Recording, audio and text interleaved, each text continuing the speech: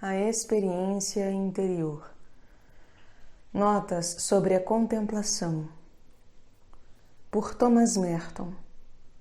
Organização e introdução de William Shannon. Tradução Luiz Gonzaga de Carvalho Neto. Editora Martins Fontes. Capítulo 4. Contemplação cristã. A história da queda de Adão do paraíso conta, em termos simbólicos, que o homem foi criado como contemplativo. Cair do paraíso foi cair da unidade. Os padres gregos platonizantes chegavam mesmo a ensinar que a divisão da humanidade em dois sexos foi um resultado da queda. Santo Agostinho, em uma aplicação mais cautelosa e psicológica da narrativa, diz que, na queda, Adão, o eu interior e espiritual do homem, seu eu contemplativo, foi desviado por Eva, seu eu exterior, material e prático, seu eu ativo. O homem caiu da unidade da visão contemplativa na multiplicidade, complicação e distração de uma existência ativa e mundana. Já que era agora completamente dependente das coisas exteriores e contingentes, tornou-se um exilado em um mundo de objetos, cada um dos quais capaz de seduzi-lo e escravizá-lo. Não mais centrado em Deus e em seu eu mais profundo e espiritual, o homem tem agora de ver-se e sentir-se como se fosse seu próprio Deus. Tem de estudar a si mesmo como uma espécie de pseudo-objeto, do qual ele mesmo se encontra alienado. Ademais, para compensar os esforços e frustrações dessa alienação, vê-se obrigado a tentar admirar, assegurar e gratificar a si mesmo a expensas de seus semelhantes. É essa a complexa rede de amores e ódios, desejos e temores, mentiras e desculpas em que estamos todos aprisionados. Reduzida a tal condição, a mente humana é escravizada por uma inexorável preocupação com tudo o que é exterior, transitório, ilusório e trivial. Conduzido pela busca de sombras e formas a ele estranhas, o homem não vê mais sua própria face interior, nem reconhece sua identidade no Espírito e em Deus, pois essa identidade é secreta, invisível e incomunicável. Além disso, o homem, que perdeu a coragem e a fé, sem as quais não pode estar contente em ser secreto, tornou-se miseravelmente dependente dos atos de olhar para si mesmo e autoafirmar-se. Isso quer dizer que está completamente exilado de Deus e de seu próprio eu verdadeiro, pois nem em Deus, nem em nosso eu mais interior pode haver qualquer movimento de autoafirmação agressiva. Há neles somente a presença do amor e da verdade. O homem está então exilado de Deus e de seu eu mais profundo, sendo tentado a buscar Deus e a felicidade fora de si mesmo. Assim, sua busca de felicidade se torna uma fuga de Deus e de si mesmo. Uma fuga que o leva para cada vez mais longe da realidade.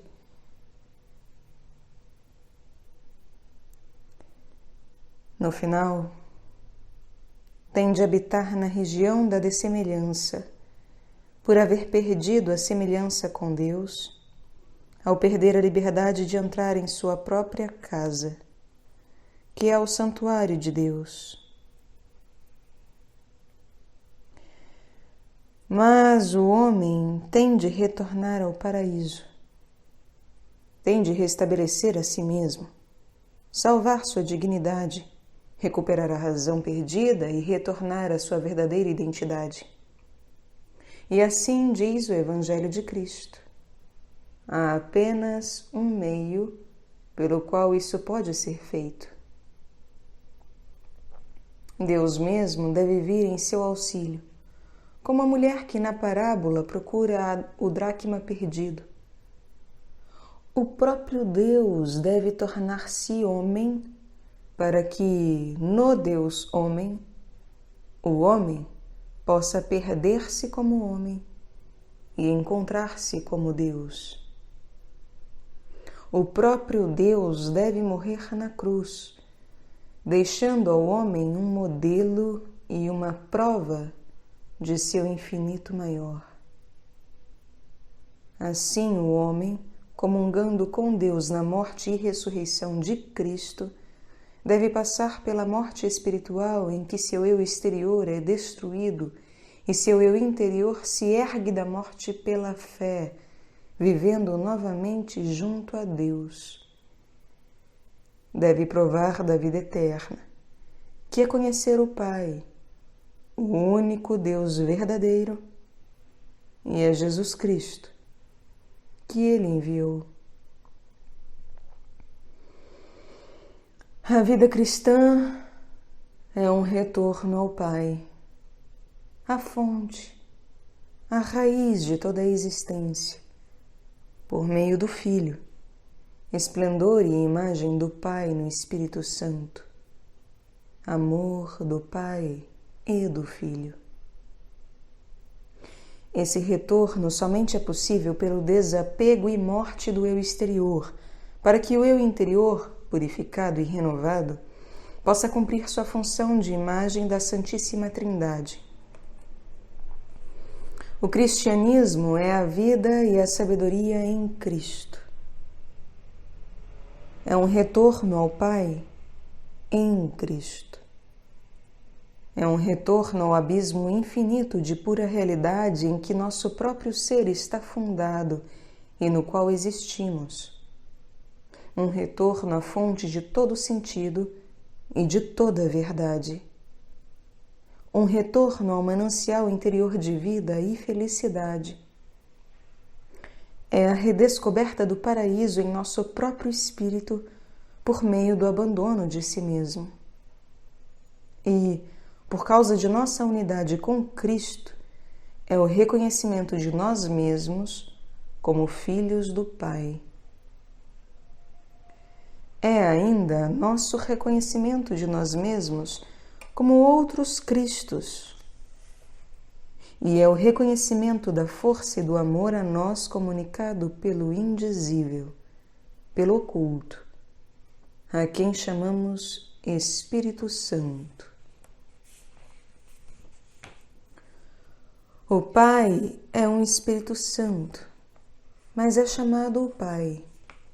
O Filho é um Espírito Santo, mas é chamado Filho. O Espírito Santo tem um nome que é conhecido apenas pelo Pai e pelo Filho. Mas é possível que, ao nos tomar para si mesmo e nos unir ao Pai pelo Filho, Ele tome para si, em nós, nosso próprio nome secreto? É possível que seu nome inefável se torne o nosso próprio nome? É possível que venhamos a conhecer em nós mesmos o nome do Espírito Santo quando recebemos dele a revelação de nossa própria identidade nele?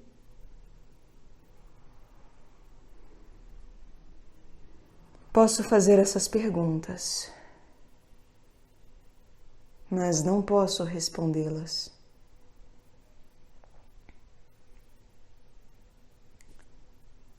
Primeiro, contemplação e teologia. Muitos não cristãos e possivelmente muitos cristãos protestantes provavelmente supõem que a intensa preocupação dos primeiros padres da Igreja com detalhes técnicos do dogma da encarnação era fruto de uma obstinação arbitrária e subjetiva e que tinha muito pouca importância objetiva. Mas, na verdade, as complexidades da cristologia e do dogma da união hipostática não constituem, de maneira nenhuma, uma rede autoritária projetada para capturar a mente e manter em sujeição a vontade dos fiéis, como o racionalismo está sempre pronto a declarar.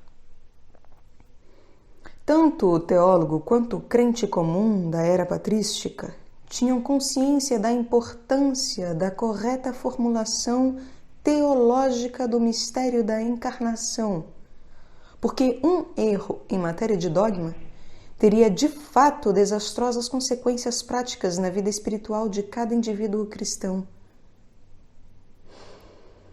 Uma das principais razões que levaram Santo Atanásio a defender tão obstinadamente a divindade de Cristo contra os arianos, que, em dado momento, superavam em números ortodoxos por uma vasta maioria, foi sua consciência de que, se Cristo não era Deus, seguia-se necessariamente que a esperança cristã de união com Deus em Cristo e por Cristo era uma ilusão.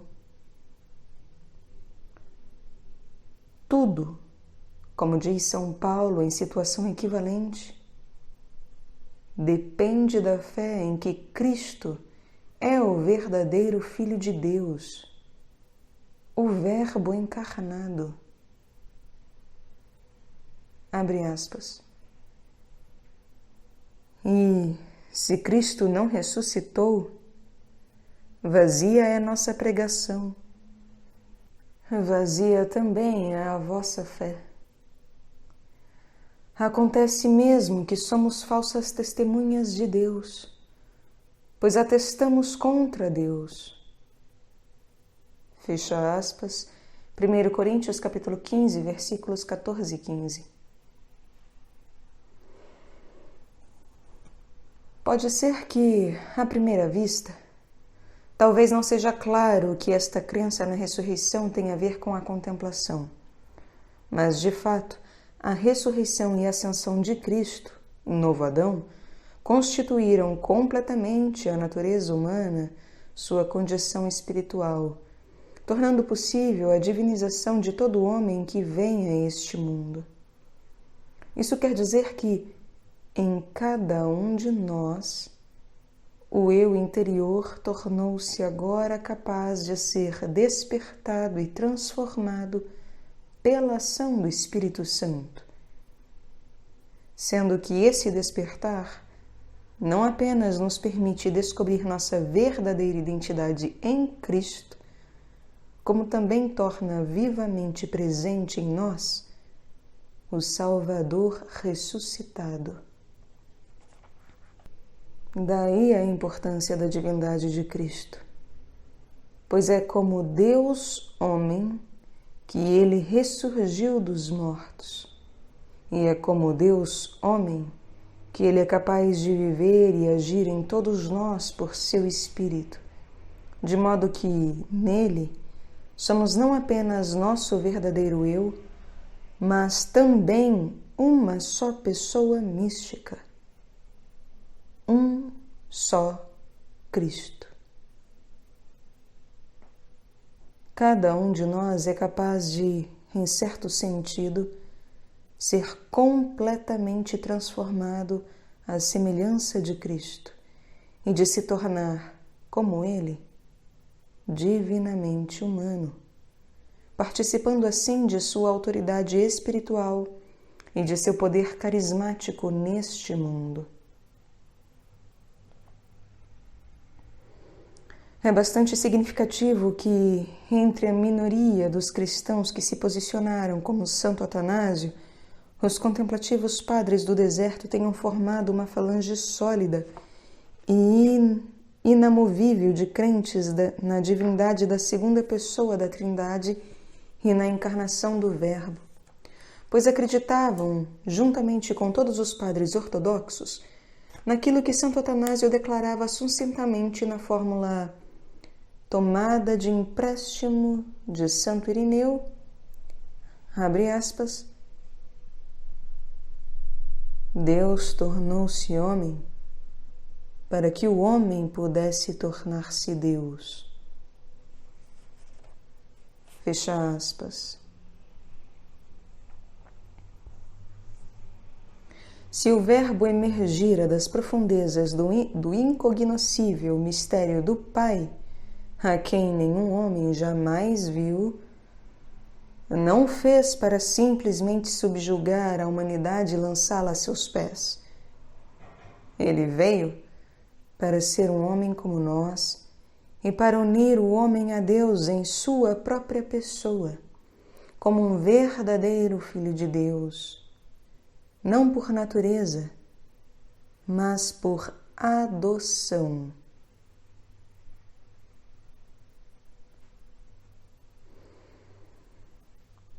Se o Filho do Homem veio para buscar e salvar o que estava perdido, não foi para simplesmente recolocar o homem em uma posição juridicamente favorável no que diz respeito a Deus, mas sim para elevar, mudar e transformar o homem em Deus, para que Deus pudesse ser revelado no homem e para que todos os homens pudessem tornar-se um único Filho de Deus em Cristo. Os textos do Novo Testamento que afirmam isso são inequívocos. E, no entanto, têm sido amplamente ignorados não apenas pelos fiéis, como também pelos teólogos. Os padres gregos e latinos nunca cometeram esse engano. Para eles, o mistério da união hipostática, ou o mistério da união das naturezas divina e humana na pessoa singular do Verbo, Deus-Homem, Jesus Cristo, era não somente uma verdade da maior, mais revolucionária e mais existencial realidade, como era também a verdade central de todo o ser e de toda a história. A única chave que poderia abrir o sentido de todas as coisas, revelando o significado interior e espiritual do homem, de suas ações individuais e em sociedade, da história, do mundo e de todo o universo. Se em Cristo a natureza humana assumida, que é em todos os aspectos literal e perfeitamente humana, pertence à pessoa do Verbo de Deus, então tudo o que é humano em Cristo é, por este mesmo fato, divino. Seus pensamentos, ações e sua própria existência são obras e existência de uma pessoa divina.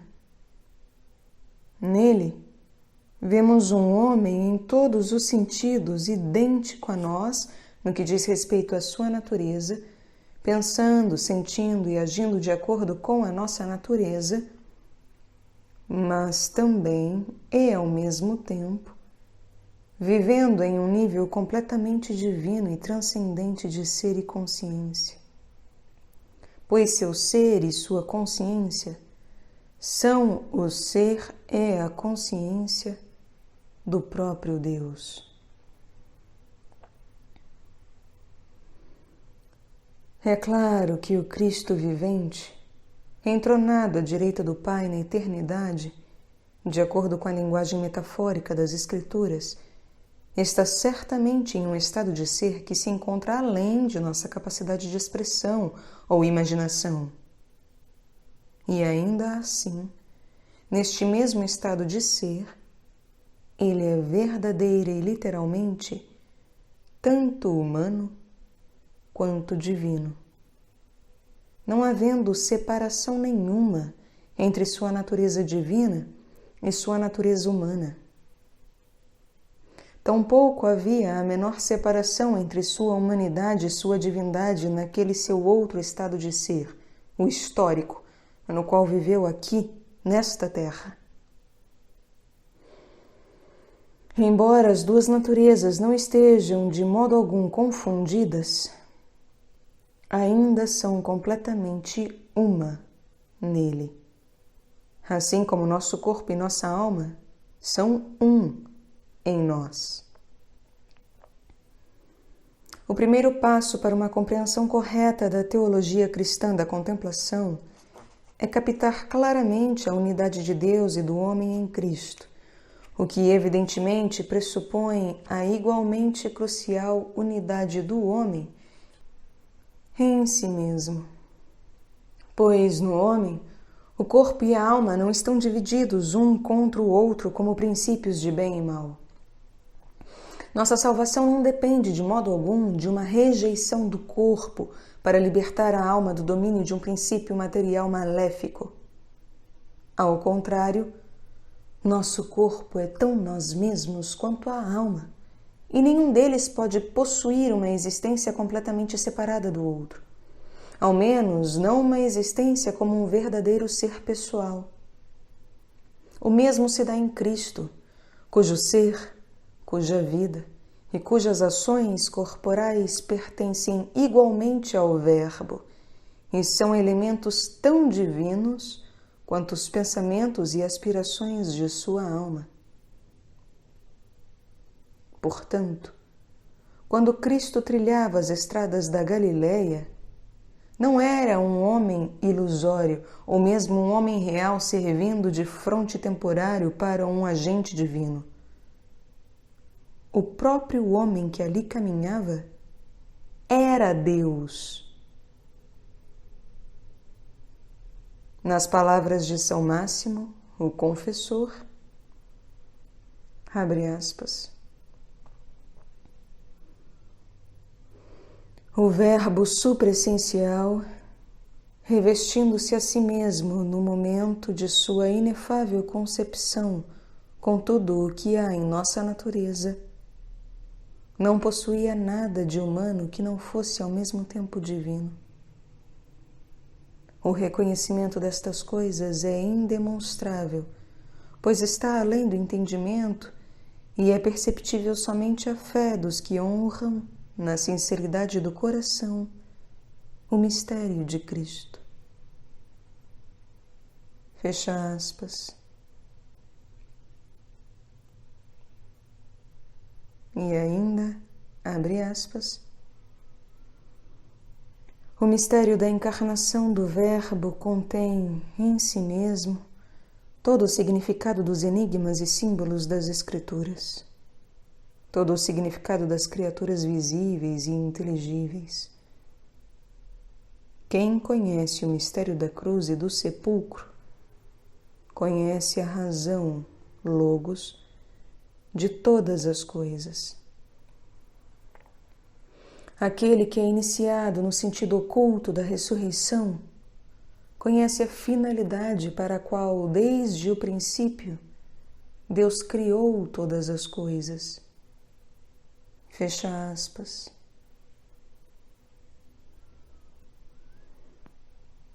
O fato de Deus e o homem terem, desde a encarnação, se tornado inseparáveis na pessoa de Jesus Cristo, significa que a ordem sobrenatural não foi simplesmente imposta de fora à natureza criada.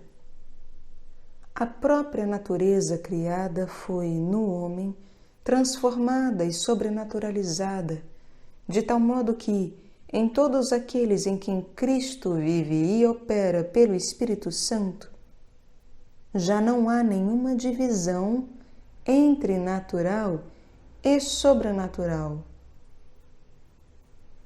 O homem que vive e age segundo a graça de Cristo que nele habita, age, nesse caso, como um outro Cristo, como um filho de Deus, prolongando assim os efeitos e o milagre da encarnação. Nas palavras de São Máximo, abre aspas, Deus deseja a todo momento fazer-se homem naqueles que são dignos. Fecha aspas.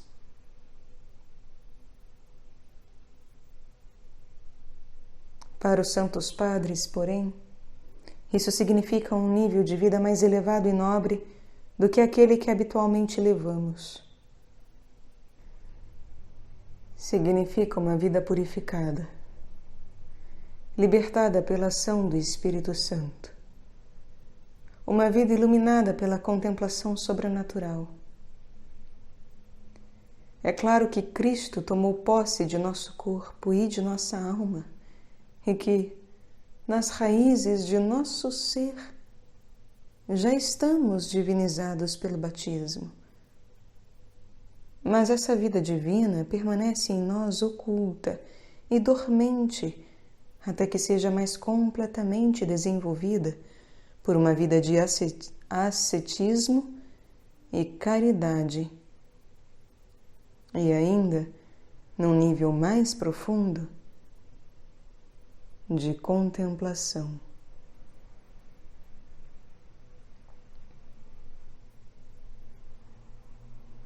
Não apenas recebemos passivamente em nós a graça de Cristo, mas ativamente renovamos em nossa vida o esvaziamento de si e a autotransformação pela qual Deus se tornou homem. Assim como o Verbo esvaziou-se a si mesmo de sua nobreza divina e transcendente para descer ao nível do homem, também nós devemos nos esvaziar do que é humano no sentido ignóbil da palavra, que aí realmente significa algo de infra-humano para podermos subir à condição de Deus. Isso não significa a destruição ou o sacrifício de nenhuma coisa que realmente pertença à nossa natureza humana, tal como foi assumida por Cristo. Significa o mais completo e radical rompimento com tudo o que em nós não foi assumido por Ele, justamente por ser incapaz de ser divinizado. Mas o que é isso? É tudo o que é orientado para as nossas paixões exteriores e egocêntricas, como a autoafirmação, a ganância e a luxúria, como o desejo de sobrevivência e perpetuação de nosso próprio eu ilusório e superficial, em detrimento do eu interior e verdadeiro. Mas nosso homem interior é renovado em Cristo para tornar-se o novo homem. Como diz São Paulo, abre aspas,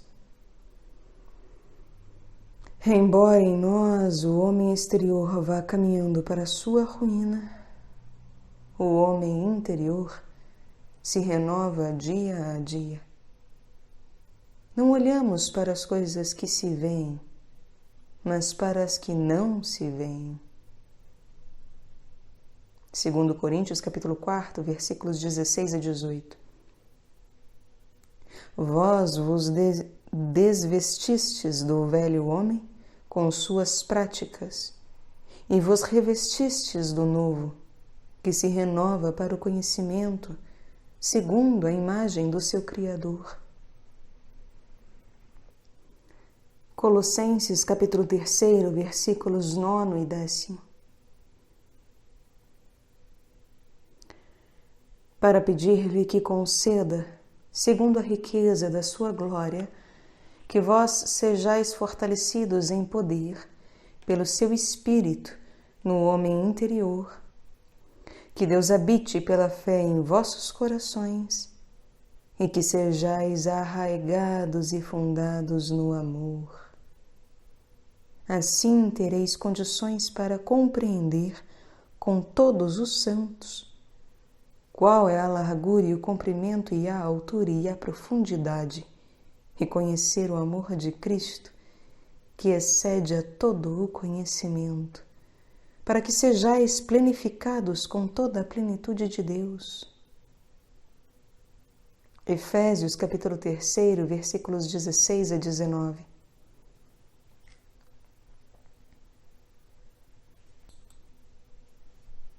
Só esses textos já bastam para nos dar um retrato pleno e profundo da ideia de contemplação que permeia todo o Novo Testamento, ainda que o termo não seja nunca mencionado nesse sentido em particular. A contemplação aqui é uma questão de o homem interior despertar para a vida ao entrar em contato espiritual com Deus pela fé. Esse contato nos põe face a face com uma realidade que é, em primeiro lugar, invisível. Ainda assim, paradoxalmente, essa visão do invisível traz uma renovação cada vez mais profunda da vida, que é de acordo com o conhecimento, isto é, de acordo com uma autêntica experiência de Cristo, causada por nossa semelhança, nossa filiação, pelo dom do Espírito Divino que faz Cristo habitar em nosso coração ou em nosso eu mais profundo. O resultado desse habitar de Cristo e do Espírito Santo em nós é a superabundante plenitude de uma nova vida, de caridade, divino amor e uma compreensão espiritual do mistério da vida divina em nós em todas as suas dimensões, através da experiência do amor de Cristo por nós, o qual ultrapassa todo o entendimento. Ainda voltaremos mais adiante neste livro a essas ideias fundamentais sobre a contemplação cristã como contato experiencial com Deus, em Cristo e por Cristo, além de todo o conhecimento nas trevas do mistério da divina caridade, no não saber. Por ora, é suficiente dizer categoricamente que essa contemplação é uma profunda participação na vida de Cristo, um compartilhar espiritual da união de Deus e o homem, que é o mistério da união hipostática. Esse é todo o significado da doutrina da filiação divina, de sermos filhos de Deus em Cristo e de termos o Espírito de Cristo. Abre aspas. Todos os que são conduzidos pelo Espírito de Deus são filhos de Deus. Com efeito, não recebestes um espírito de escravos para recair no temor, mas recebestes um espírito de filhos adotivos, pelo qual chamamos Abba, Pai. O próprio Espírito se une ao nosso espírito para testemunhar que somos filhos de Deus. Fecha aspas. Romanos, capítulo 8, versículos 14 a 16. Esse testemunho do Espírito ao nosso eu mais profundo, nosso próprio Espírito, é, em um sentido muito amplo, o que chamamos de contemplação no contexto cristão.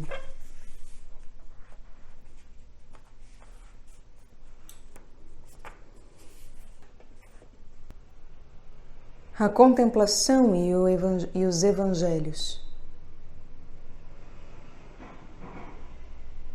Examinemos agora, de maneira breve e sucinta, alguns dos textos dos evangelhos relacionados ao nosso tema.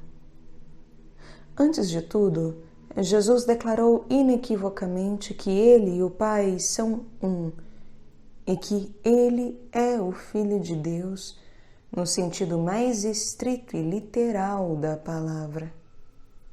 Por isso foi condenado à morte. Abre aspas. Eu e o Pai somos um. Sou filho de Deus. Se não faço as obras de meu Pai, não acrediteis em mim. Mas se as faço, mesmo que não acrediteis em mim, crede nas obras, a fim de reconhecer de uma vez que o Pai está em mim e eu no Pai.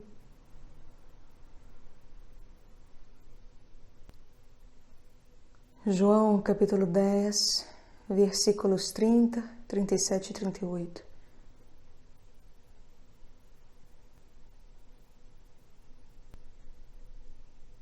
Eu sou a luz do mundo. Quem me segue não andará nas trevas, mas terá a luz da vida. Porque eu não estou só, mas comigo está o Pai que me enviou. Vós sois deste mundo. Eu não sou deste mundo. Aquele que me enviou é verdadeiro, e digo ao mundo tudo o que dele ouvi. Nada faço por mim mesmo, mas falo como me ensinou o Pai. E quem me enviou está comigo. Não me deixou sozinho, porque faço sempre o que lhe agrada. Porque saí de Deus e dele venho. Não venho por mim mesmo, mas foi ele que me enviou. Se alguém guardar minha palavra, jamais verá a morte.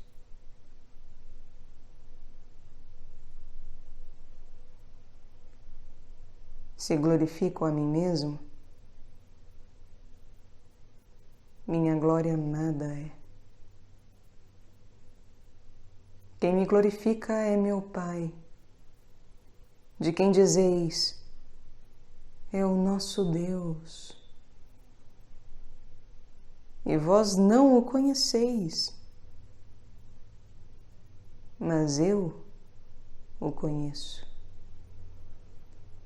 E guardo a sua palavra. Abraão, vosso pai, exultou por ver o meu dia.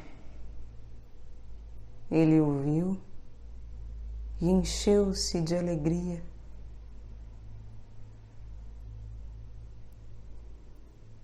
Em verdade vos digo, antes que Abraão existisse, eu sou.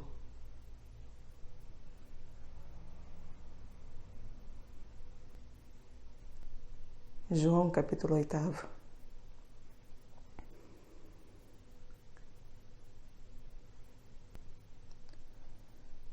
Há tanto tempo estou convosco e não me conheces? Quem me vê, vê o Pai. Eu sou o caminho, a verdade e a vida. Ninguém vem ao Pai a não ser por mim. Não crês que estou no Pai e o Pai está em mim? As palavras que vos digo, não as digo por mim mesmo, mas o Pai que permanece em mim realiza suas obras.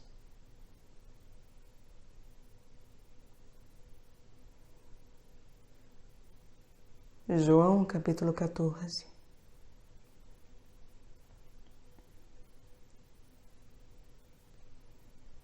Esses textos são claros o bastante. Além disso,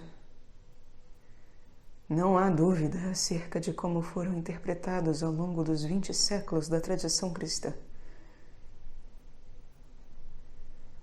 A contemplação cristã é baseada na fé neste mistério.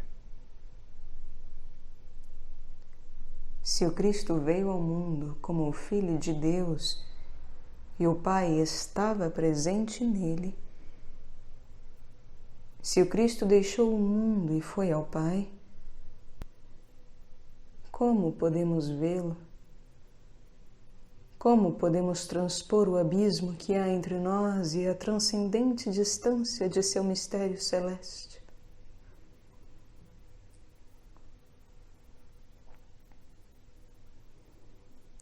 A resposta é que o Verbo, no Pai, não está somente transcendentalmente afastado por uma distância infinita acima de nós, mas também ao mesmo tempo, permanece imanente ao nosso mundo.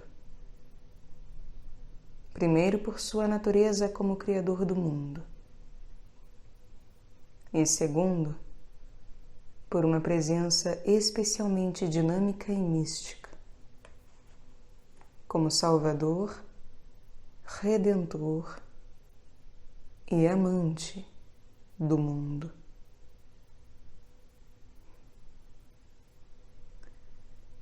A questão é, portanto, saber como entrar em contato com essa presença especial do Senhor no mundo e em nosso coração.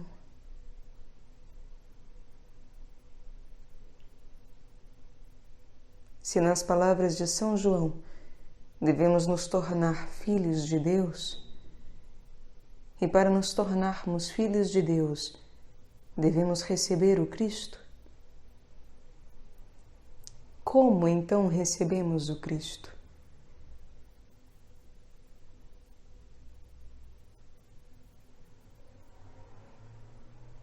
A resposta é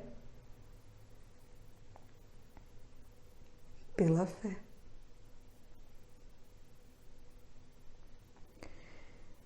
E isso não quer dizer simplesmente por um assentimento intelectual a certas proposições de autoridade dogmática.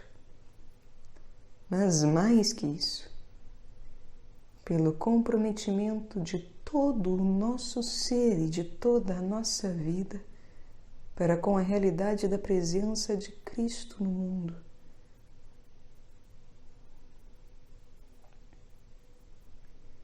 Esse ato de entrega total não é meramente uma fantástica aposta intelectual e mística, mas algo muito mais sério. É um ato de amor pela pessoa invisível que já se faz presente no próprio dom de amor, pelo qual nos entregamos à sua realidade. A união de nossa mente, espírito e vida com o Verbo presente em nós é efetuada pelo Espírito Santo.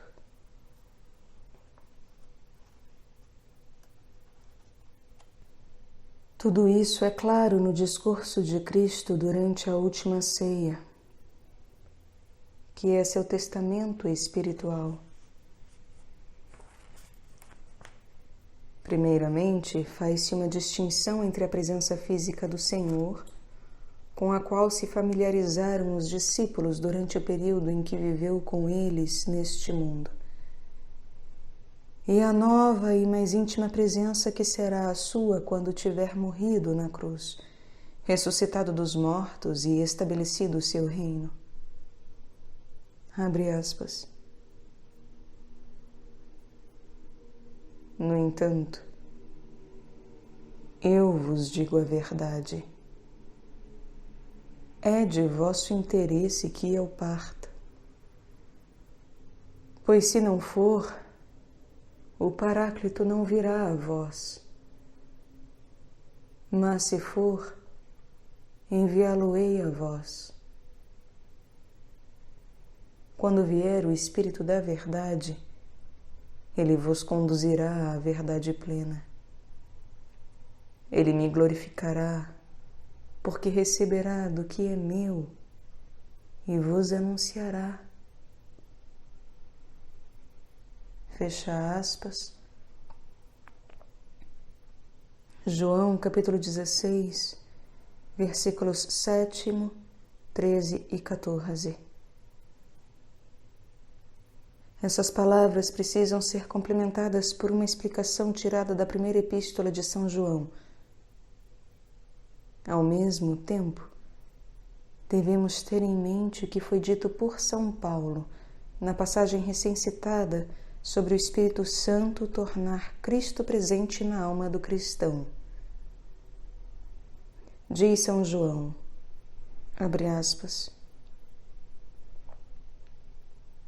vós, porém, tendes recebido a unção que vem do Santo, e todos vós possuís a ciência.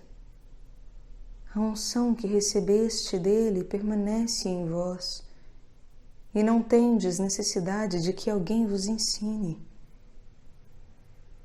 Mas como sua unção vos ensina tudo, e ela é verdadeira e não mentirosa, assim como ela vos ensinou, permanecei nele. Fecha aspas. 1 João, capítulo 2, versículos 20 e 27.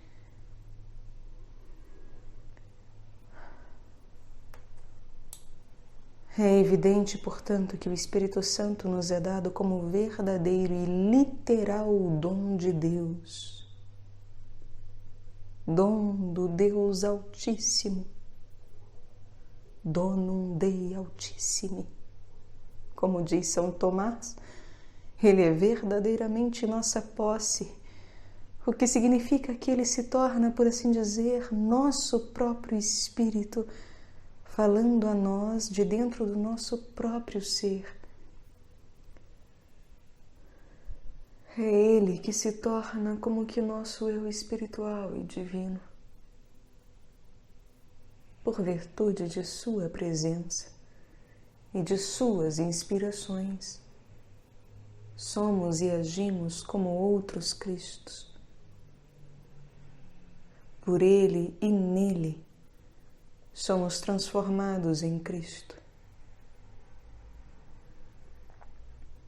Dos Evangelhos e das Epístolas do Novo Testamento, é evidente que o Espírito Santo nos é realmente dado como um princípio pessoal de amor e atividade na ordem sobrenatural, transformando-nos em Cristo. A vida de contemplação, portanto, não é simplesmente uma vida de técnica humana e disciplina, mas a vida do Espírito Santo no mais profundo de nossa alma. Todo o dever do contemplativo é abandonar o que é vil e trivial em sua própria vida, fazendo tudo o que puder para se conformar às ordenações secretas e misteriosas do Espírito de Deus. Isso, é claro, requer uma constante disciplina de humildade, obediência, desconfiança de si, prudência e, acima de tudo, fé.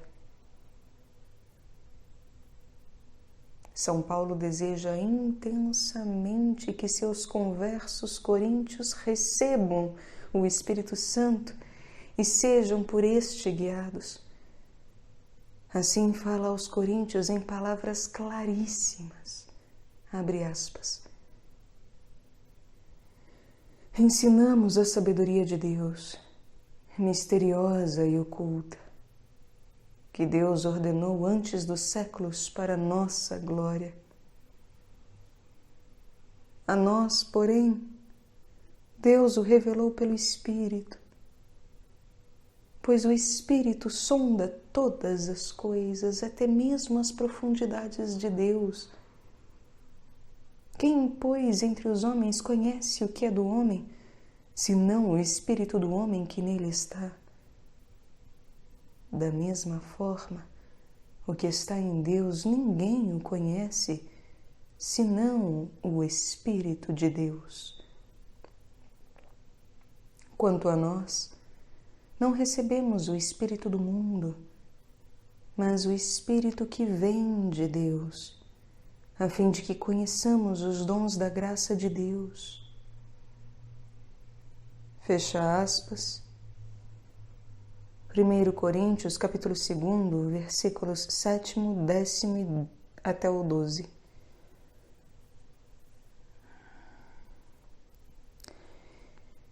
Este é um importante testemunho da ideia do que chamamos de contemplação de Deus, tal como exposta no Novo Testamento. Assim como um homem conhece a si mesmo pelo testemunho de seu eu mais profundo, de seu espírito, também Deus revela a si mesmo no amor de seu espírito. E o Espírito de Deus, que habita em nós, que é dado a nós para ser como que nosso próprio espírito, permite-nos conhecer e experimentar de modo misterioso a realidade e a presença da misericórdia divina em nós. Assim, o Espírito Santo está intimamente unido ao nosso eu mais profundo e sua crença em nós faz do nosso eu o eu de Cristo e de Deus. É este o Espírito Santo que o Cristo prometeu a seus discípulos e a nós na Santa Ceia. Com muita frequência, esses textos são tomados em um sentido amplo e impessoal.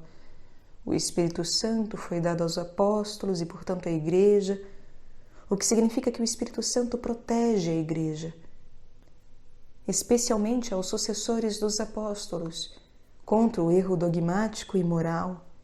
Isso é verdade. Mas ainda é importante perceber que o Espírito Santo foi dado a cada membro da Igreja para guiá-lo na verdade, para conduzi-lo à sua destinação sobrenatural e para abrir seus olhos para o mistério da presença e ação de Deus em sua própria vida. No sermão da Santa Ceia, o Salvador, prestes a morrer na cruz, retoma insistentemente o tema do afastamento de sua presença física e material dos discípulos, para neles viver mística e espiritualmente por seu Santo Espírito. Isso não deve ser entendido apenas metaforicamente. Cristo não estava para se tornar presente como uma lembrança, um modelo ou um bom exemplo. Nem simplesmente os guiaria e governaria de longe pelos anjos. É verdade que o que é divino transcende infinitamente tudo o que é natural. Mas em Cristo, o abismo que separa o homem de Deus foi transposto pela encarnação. E em nós, esse mesmo abismo é transposto pela presença invisível do Espírito Santo. Cristo está realmente presente em nós, mais presente do que se estivesse aqui visível diante de nossos olhos corpóreos, pois nos tornamos outros Cristos.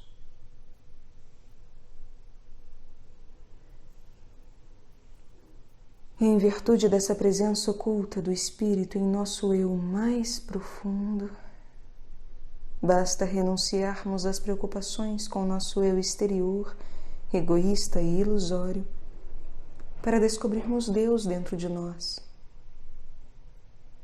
O Senhor disse explicitamente que essa descoberta, um dom sublime de Sua graça, implica alguma forma de experiência espiritual. Cristo diz que nos enviará, abre aspas, o Espírito da Verdade, que o mundo não pode acolher, porque não o vê, nem o conhece.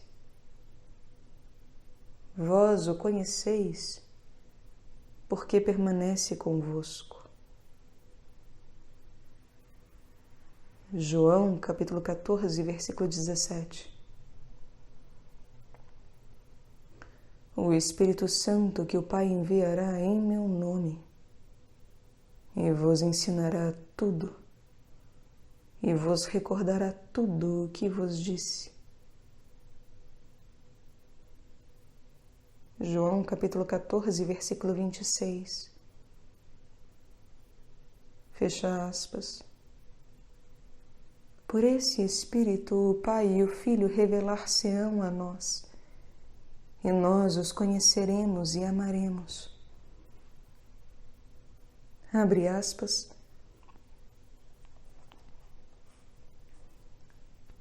Quem me ama será amado por meu Pai.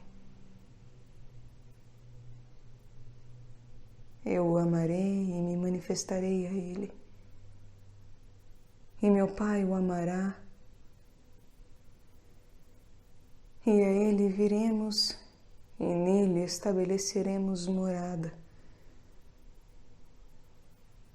João capítulo 14, versículos 21 e 23.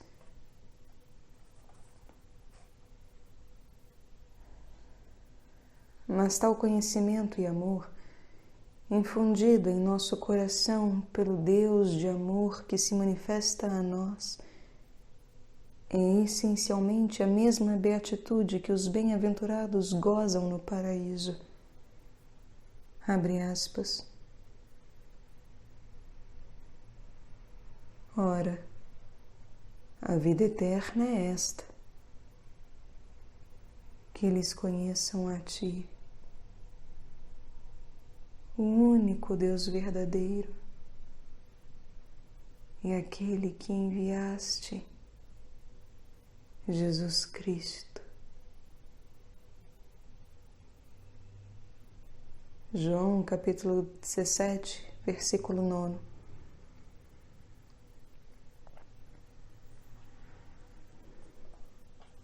A vida eterna é o receber do Senhor enviado pelo Pai e do Espírito Santo, que nos une ao Pai no Verbo. A vida eterna é centrada nesse enviar divino, nessas missões. A contemplação é uma percepção experiencial e consciente da missão do Filho e do Espírito, uma recepção do Verbo a nós enviados, não somente como vida, mas também como luz. Porém, o pleno conhecimento do Verbo enviado a nós e recebido em nós é mais subjetivo que objetivo. Nós o reconhecemos como o outro, como o divino Tu, para quem voltamos todo o ser de nosso espírito e que, no entanto, está em nós, intimamente unido ao nosso eu mais profundo, de tal modo que é mais verdadeiramente nosso eu do que nós mesmos. É, por acaso, surpreendente que este conhecimento íntimo da Santíssima Trindade e de Jesus, o Verbo encarnado, abra uma infinita profundidade de alegria e liberdade para a alma contemplativa cristã? Abre aspas. Eu vos digo isso para que a minha alegria esteja em vós e vossa alegria seja plena. João capítulo 15, versículo 11. Deixo-vos a paz. A minha paz vos dou. Não vou-la dou como o mundo dá. João capítulo 14, versículo 27. A alegria do contemplativo é consumada na perfeita união. Abre aspas. Eu lhes dei a glória que me deste, para que sejam um, como nós somos um. Eu neles e tu em mim, para que sejam perfeitos na unidade. João capítulo 17, versículos 22 e 23.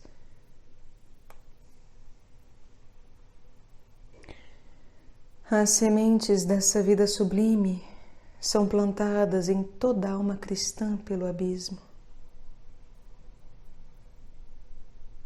As sementes, porém, devem crescer e se desenvolver para que se possa fazer a colheita. Há milhares de cristãos caminhando sobre a face da terra, portando em seus corpos o Deus infinito, do qual, no entanto, não sabem praticamente nada. São filhos de Deus que não percebem sua própria identidade. Em vez de buscar conhecer a si mesmos e sua própria dignidade, lutam miseravelmente para representar personagens alienados, cuja grandeza consiste na violência, na astúcia maligna, na luxúria e na cobiça. As sementes da contemplação e da santidade plantadas nessas almas permanecem simplesmente dormentes, não germinam, não crescem. Em outras palavras, a graça santificante preenche a substância da alma desses indivíduos, mas nunca extravasa para inflamar, irrigar e tomar posse das faculdades deles, de seu intelecto e de sua vontade. A presença de Deus nunca se torna uma realidade íntima. Deus não se manifesta a essas almas porque elas não o buscam com real desejo. São homens divididos entre Deus e o mundo.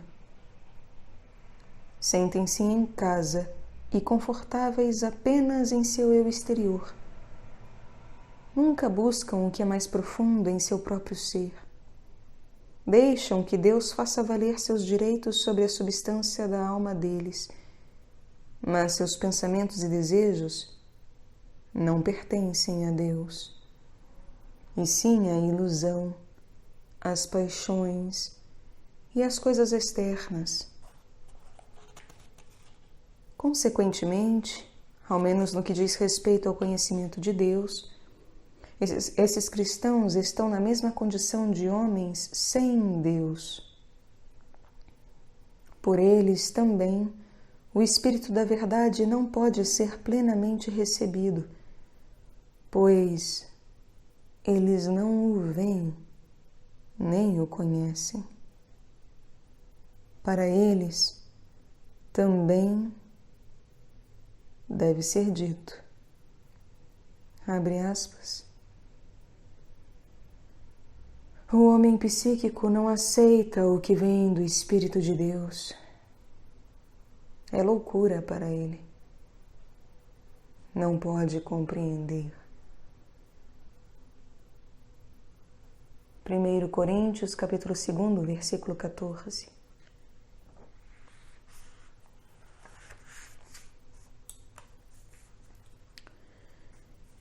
Em seu sermão na última ceia, Jesus prometeu o Espírito Santo e seus dons contemplativos. Mas a promessa foi feita com uma ressalva. O Espírito Santo seria dado aos que pudessem recebê-lo. Aos que não o pudessem receber, ele seria negado. São Tomás de Aquino, ao comentar as palavras do Evangelho de São João, capítulo 14, explica a diferença entre os que podem e os que não podem receber o Espírito. A contemplação será negada ao homem à medida que este pertencer ao mundo. A expressão mundo designa aqueles que amam as coisas transitórias e sem importância deste mundo. Estes não podem receber o Espírito Santo, que é o amor de Deus. Como diz São João da Cruz, abre aspas, dois contrários não podem coexistir ao mesmo tempo no mesmo sujeito. Fecha aspas.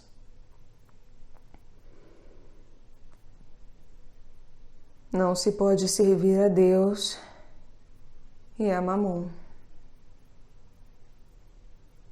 Se alguém quer se preparar para receber o Espírito Santo e o amor deste, deve retirar seus desejos de todas as satisfações eternas e ambiciosas e de todos os interesses temporais que este mundo tem a oferecer, pois as coisas espirituais não podem ser compreendidas pela mente que se ocupa com satisfações superficiais e meramente externas.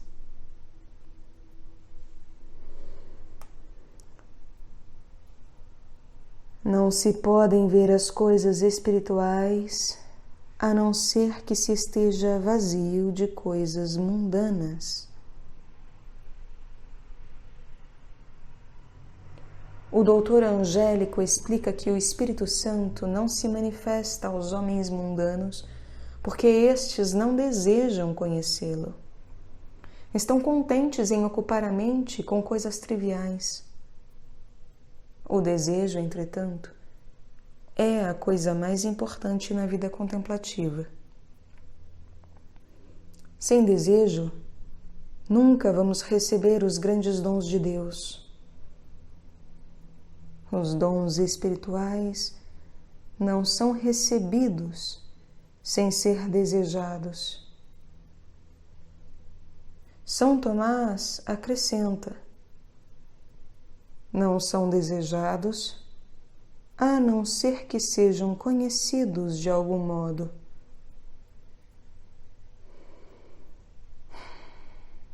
Não pode haver desejo onde não há um mínimo de conhecimento. Não podemos desejar a união com Deus a não ser que tenhamos conhecimento da existência desta, bem como alguma ideia daquilo em que ela consiste.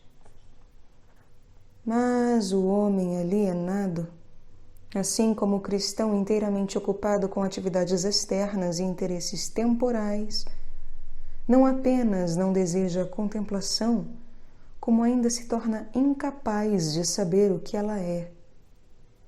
O único meio de descobrir algo acerca das alegrias da contemplação é pela experiência. Devemos provar e ver que o Senhor é doce. Gustate et videte, quanium suavis est Dominus.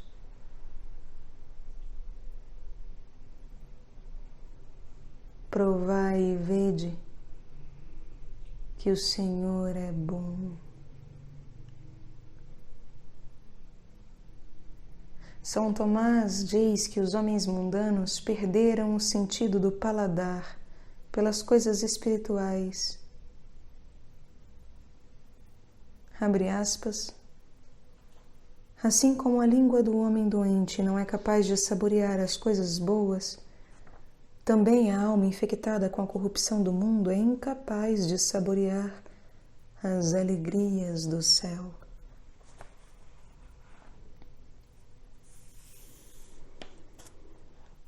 O secular e o sagrado.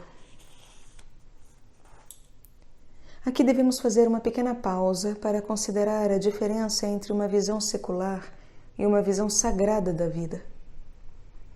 A expressão "o mundo" é talvez muito vaga. Não se refere simplesmente a tudo que está em torno de nós, ou ao universo criado. O universo não é mau, é bom. O mundo, no mau sentido, certamente não é o cosmos, embora escritos de alguns autores cristãos neoplatônicos sugiram este significado para a expressão. Para eles, o séculum é o que é temporal, o que muda, dá a volta e retorna ao ponto de partida. Isso se deve a influências gnósticas e platônicas que se infiltraram no cristianismo, persuadindo os homens de que o universo é regido por anjos mais ou menos caídos, as potências dos ares. Nosso adjetivo secular é proveniente do latim seculum, que significa tanto mundo quanto século. A etimologia da palavra é incerta. Talvez esteja relacionada ao grego kuklon. Não sei como se pronuncia. Roda, do qual tiramos ciclo. Portanto, originalmente, o secular era o que percorre interminavelmente ciclos sempre recorrentes. Isso é o que faz a sociedade mundana, cujos horizontes são de uma sempre repetida mesmidade. Abre aspas. Uma geração vai, uma geração vem, e a terra sempre permanece. O sol se levanta, o sol se deita, apressando-se a voltar ao seu lugar, e é lá que ele se levanta. O vento sopra em direção ao sul, gira para o norte, e girando vai o vento em suas voltas. O que foi será, o que se fez se tornará a fazer. Não há nada de novo debaixo do sol. Vaidade das vaidades. Tudo é vaidade.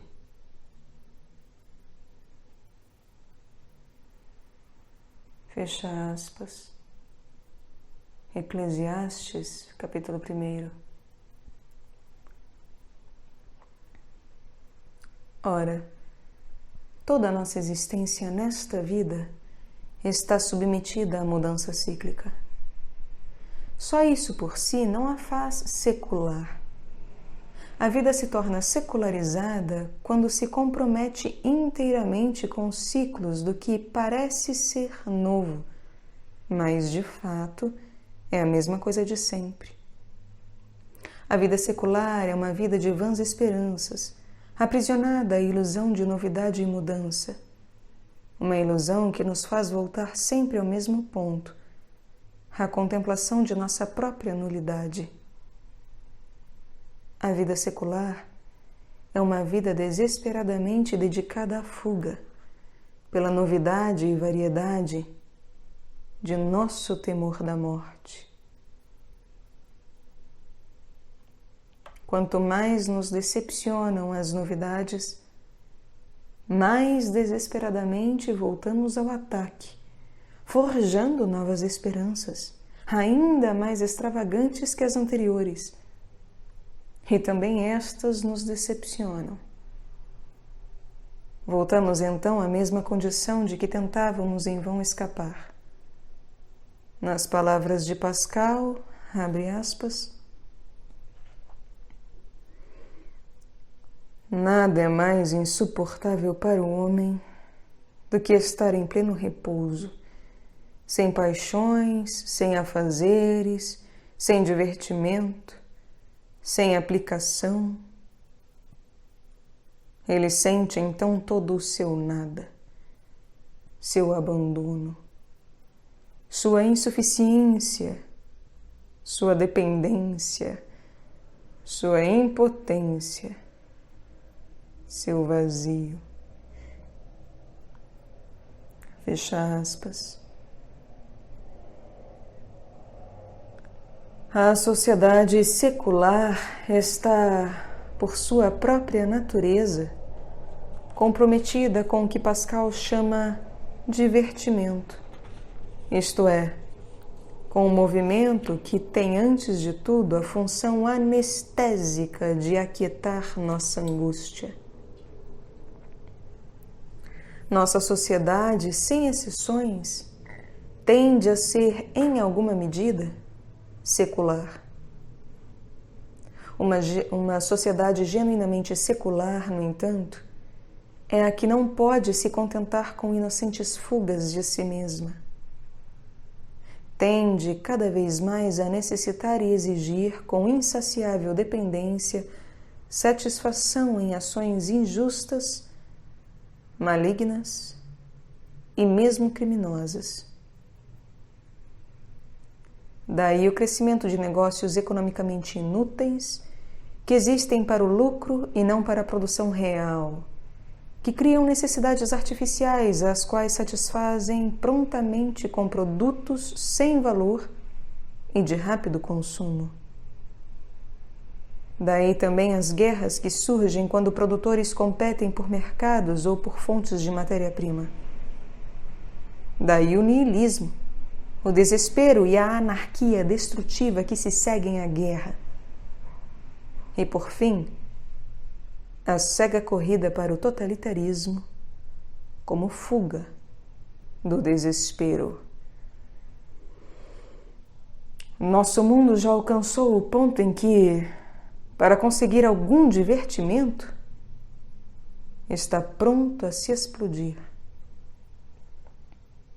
A era atômica é o ponto mais alto já alcançado pelo secularismo. Isso nos indica, é claro, que a raiz do secularismo é a privação de Deus. O secular e o sagrado refletem duas espécies de dependência. O mundo secular depende das coisas de que precisa para se divertir e fugir de sua própria nulidade. Depende da criação e multiplicação de necessidades artificiais que ele então satisfaz. Portanto, o mundo secular é um mundo que pretensamente exalta a liberdade humana, mas no qual cada homem é de fato escravizado pelas coisas de que depende. Na sociedade secular, o próprio homem é alienado. É mais uma coisa que uma pessoa, porque está submetido ao governo do que lhe é inferior e exterior. Está sujeito às suas sempre crescentes necessidades, sua intranquilidade, insatisfação, ansiedade e seus temores, mas, acima de tudo, a culpa que o reprova por ser infiel à verdade que leva dentro de si. Para escapar a essa culpa, ele então mergulha ainda mais fundo na falsidade.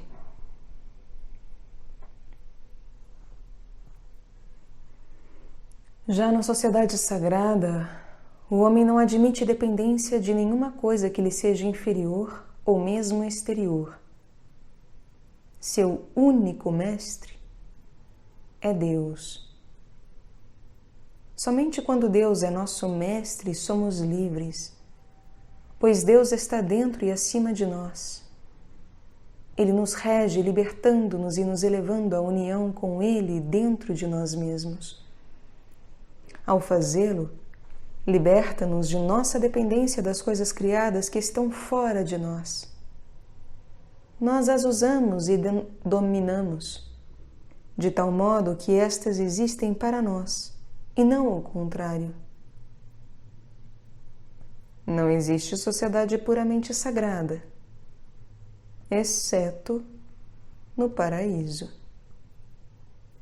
Mas a cidade de Deus no céu se reflete na terra, na sociedade daqueles que estão unidos, não por interesse próprio esclarecido, mas por amor cristão, por misericórdia e compaixão, por piedade desinteressada e divina.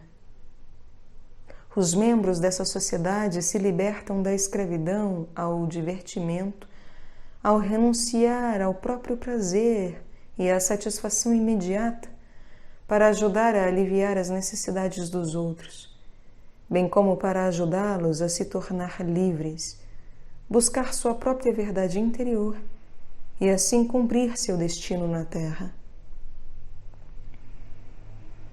Eu disse há pouco que mesmo a mais sagrada das sociedades terrenas tem algo de secular. Dado o estado atual decaído da natureza humana, isso é inevitável em toda a sociedade visível. As expressões simbólicas e visíveis do divino tendem a se tornar opacas na medida de seu uso constante pelo homem, de modo que estacionamos nelas, deixando de usá-las como um meio para aproximar-nos de Deus. Assim, a Santa Comunhão, por exemplo, tende a se tornar uma atividade rotineira e secularizada, quando buscada não tanto como contato místico com o Verbo de Deus encarnado e com todos os membros de seu corpo místico, mas principalmente como um meio de conquistar a aprovação social e afastar sentimentos de angústia. Desse modo, toda e qualquer realidade sagrada pode ser rebaixada e, sem perder completamente seu caráter sagrado, entrar na roda dos divertimentos seculares. A atitude verdadeiramente sagrada diante da vida não é uma fuga do sentido de nulidade que nos invade quando somos abandonados a nós mesmos. É, ao contrário, um movimento que penetra as trevas dessa nulidade. Percebe que a misericórdia divina transformou nossa nulidade em seu templo e crê que, em nossas trevas, se oculta a própria luz divina. Logo, a atitude sagrada não se afasta de nossa vacuidade interior, mas entra nesta com espanto, reverência e consciência do mistério. Isso é uma descoberta tremendamente importante na vida interior, pois o eu exterior teme e foge daquilo que está além dele ou acima dele. Sente terror do aparente vazio e treva do eu interior. Toda a tragédia do divertimento consiste em ser este precisamente uma fuga do que é mais real, imediato e autêntico em nós. Uma fuga da vida e da experiência. Uma tentativa de interpor um véu entre a mente e sua experiência de si mesma. Portanto, é uma questão de grande coragem e energia espiritual afastar-se do divertimento e preparar-se para encontrar face a face a imediata experiência da vida, intolerável para o homem exterior. Isso só é possível quando, por um dom de Deus, São Tomás diria que é pelo dom do temor, somos capazes de ver nosso eu interior não como um vácuo, mas como uma profundeza infinita.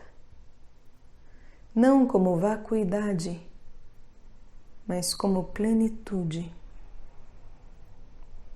Essa mudança de perspectiva é impossível enquanto tivermos medo de nossa própria nulidade, enquanto temermos o próprio medo, a pobreza, o tédio, enquanto fugirmos de nós mesmos. Precisamos do dom de Deus, pelo qual nos tornamos capazes de encontrar em nós mesmos não somente a nós mesmos, mas Deus. Então nossa nulidade se torna a sua plenitude. O que não é possível sem a libertação efetuada pela comunhão e pela humildade.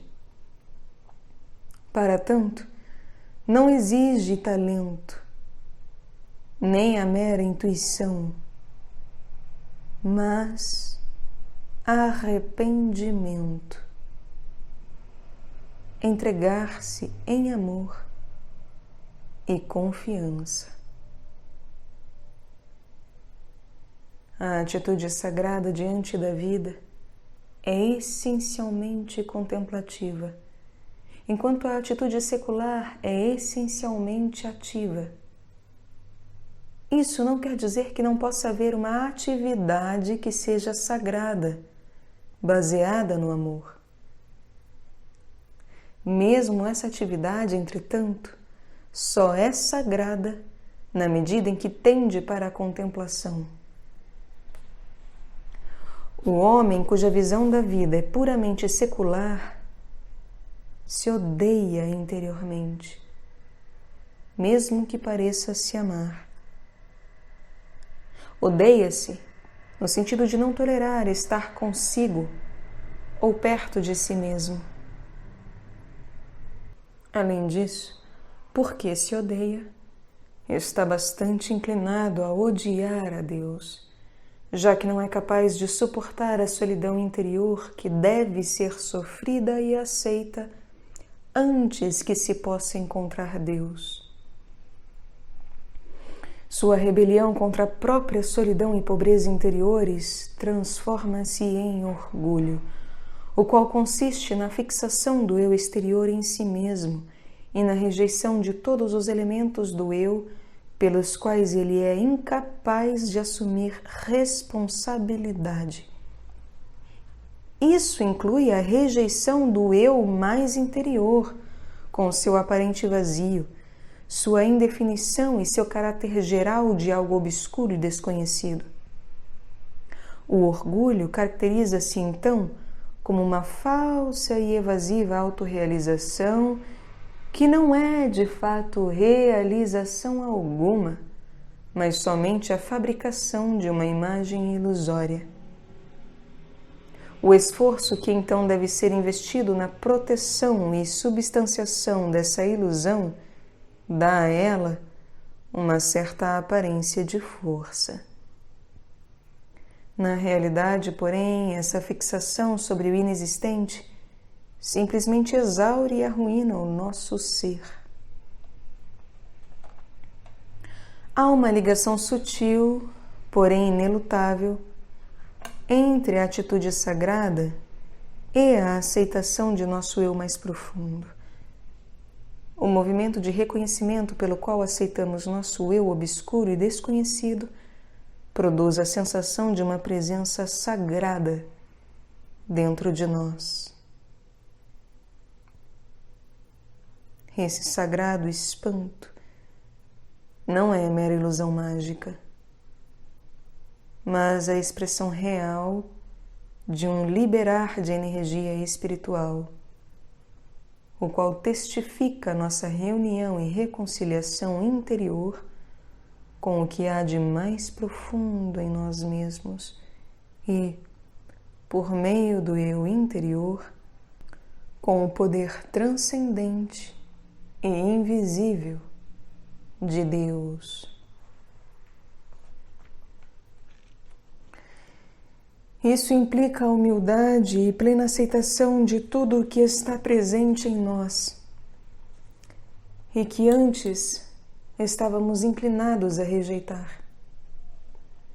O eu interior é purificado pelo reconhecimento do pecado, Não exatamente por ser este a sede do pecado, mas porque tanto nossa natureza pecadora quanto nossa interioridade tendem a ser rejeitadas por um único e mesmo movimento do eu exterior e a ser ambas relegadas às mesmas trevas.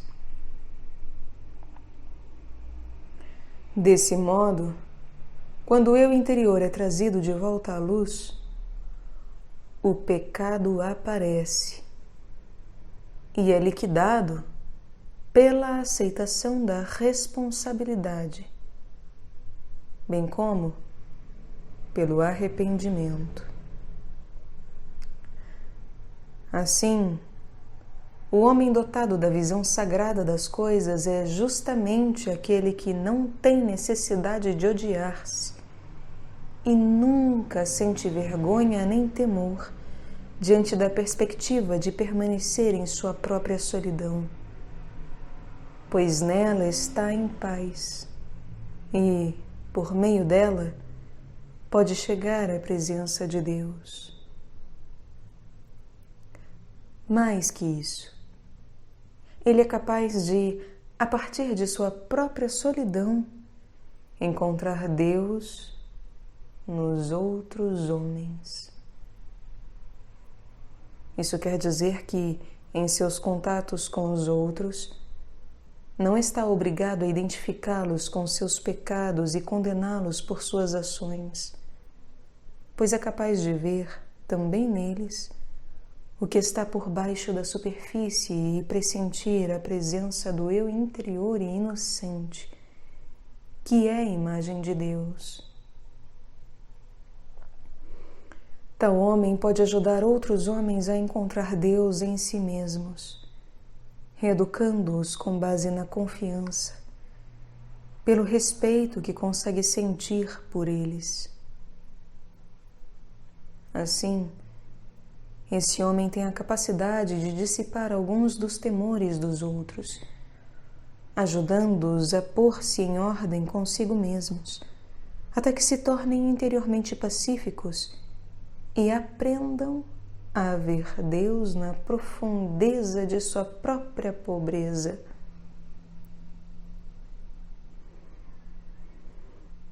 O problema básico e mais fundamental da vida espiritual é essa aceitação de nosso eu oculto e sombrio, o qual temos a tendência a identificar com todo o mal que há em nós.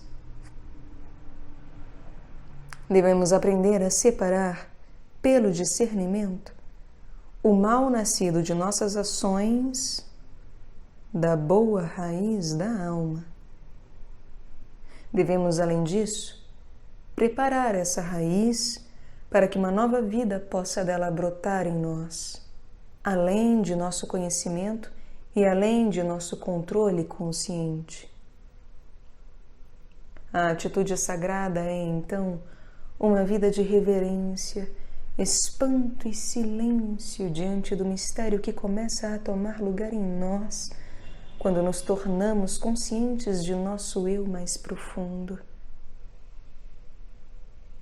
Em silêncio, esperança, expectativa e ignorância, o homem de fé abandona-se à vontade divina, não como a um poder mágico e arbitrário, cujos decretos são pronunciados em fórmulas crípticas, mas a corrente da realidade e da própria vida.